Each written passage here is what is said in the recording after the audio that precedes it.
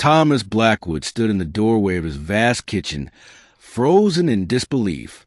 There on the checkered floor sat a little girl, no more than 4 years old, her blonde hair falling in soft waves around her face. In her tiny hand, she clutched a piece of bread, eating it with desperate hunger. She wore a simple beige dress that had seen better days, and her feet were bare against the cold tile. For a moment, Thomas could only stare. His expensive suit suddenly felt too tight, too formal for the scene before him. The girl looked up, and their eyes met.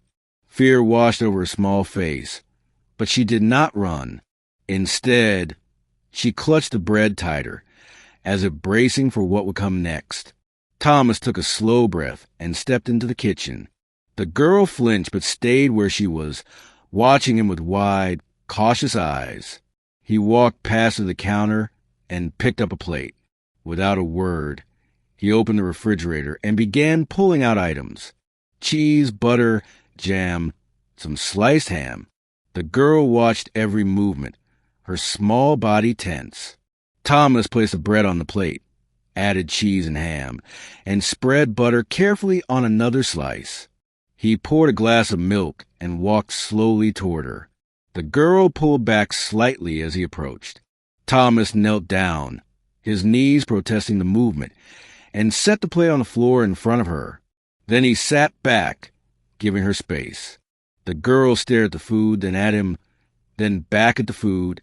Slowly, she reached out and took the sandwich. Thomas watched as she ate, this time less frantically, but still with the hunger of someone who had missed too many meals.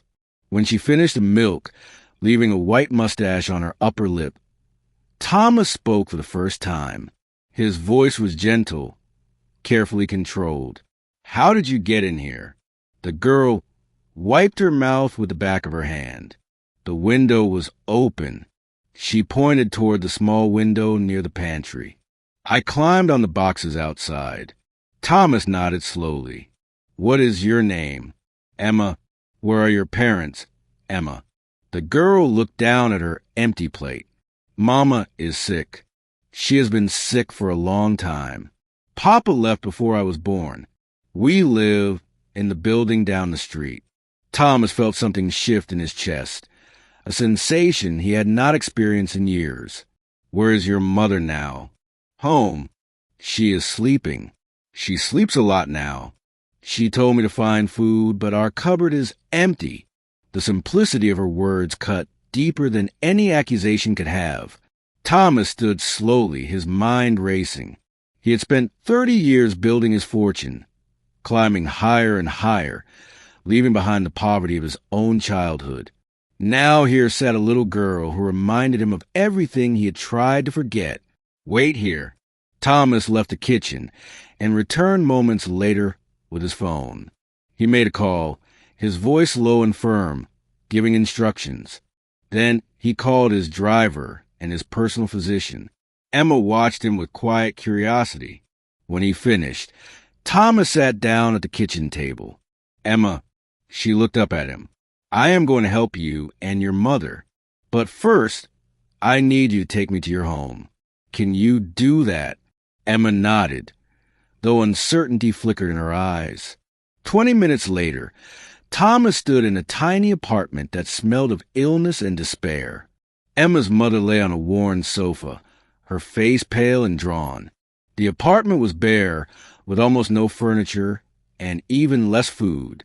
Thomas's doctor arrived shortly after and began examining the woman. Her name was Sarah, and she was 32 years old, though she looked 50. The diagnosis came quickly: severe pneumonia complicated by malnutrition. She needed immediate hospitalization. As the ambulance took Sarah away, Emma clung to Thomas's hand, her small fingers wrapped around two of his, trusting a way that both humbled and terrified him. Over the following weeks, Thomas found himself transformed. He visited Sarah daily in the hospital, covering all medical expenses. He enrolled Emma in a good preschool and made sure she had proper clothes and shoes. He arranged for Sarah to receive job training for when she recovered. His staff whispered among themselves, surprised by this change in a man who had always been distant and focused solely on business. One evening, as Thomas sat by Sarah's hospital bed while Emma colored at a small table nearby, Sarah spoke. "Why are you doing this? We are strangers to you." Thomas was quiet for a long moment. 40 years ago, I was a boy living in poverty with my widowed mother. One winter, we had nothing to eat. I stole an apple from a market. The owner caught me. Instead of calling the police, he gave me a job sweeping his store. He paid me fairly and treated me with dignity. That man changed the trajectory of my entire life. Sarah's eyes filled with tears. "You are paying it forward." Thomas shook his head slowly. "No, I am 40 years late. For decades I climbed higher, earned more, and forgot where I came from. I forgot that kindness matters more than success." Emma reminded me. Sarah reached out and took his hand. "It is never too late to remember." 3 months later, Sarah was healthy and working as an office assistant in one of Thomas's companies. She was good at her job, organized and dedicated. Emma thrived in preschool, her natural brightness finally given room to grow. Thomas found himself spending evenings with them, sharing meals, listening to Emma's excited stories about her day. His enormous house felt less empty. One Sunday afternoon, Emma brought him a drawing she had made. It showed 3 stick figures holding hands. "This is you, me, and Mama. We are a family now." Thomas felt his throat tighten. He had spent his entire adult life alone, convinced that relationships were distractions from success. Now this small girl had drawn him into a family with such simple certainty that he could not refuse. Years passed. Emma grew into a thoughtful teenager. Sarah remarried a kind man named David who worked as a teacher. Thomas attended the wedding, walking Sarah down the aisle at her request. He established a foundation to help struggling families, providing food assistance, medical care, and job training. His business colleagues were baffled by this shift in priorities. But Thomas no longer cared what they thought. On Emma's 16th birthday, she asked him a question. "Do you remember the day we met?" "Of course. Every detail." "Why didn't you call the police? Why did you help us?" Thomas considered his answer carefully. "Because you needed help. Because I had been you once. Because kindness is never wasted, even when it seems small. Because you reminded me that success means nothing if you have no one to share it with." Emma hugged him tightly. "You saved us."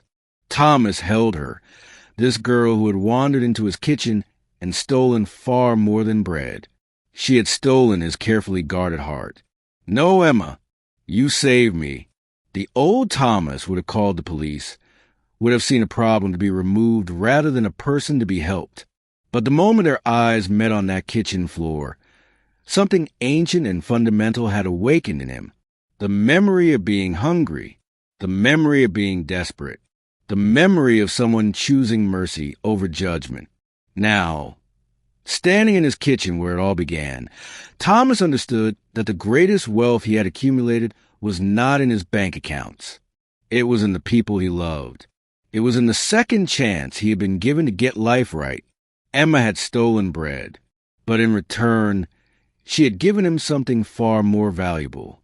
Purpose, connection, love, a reason to wake up each morning that went beyond profit margins and business deals. Sometimes the smallest hands carry the greatest gifts.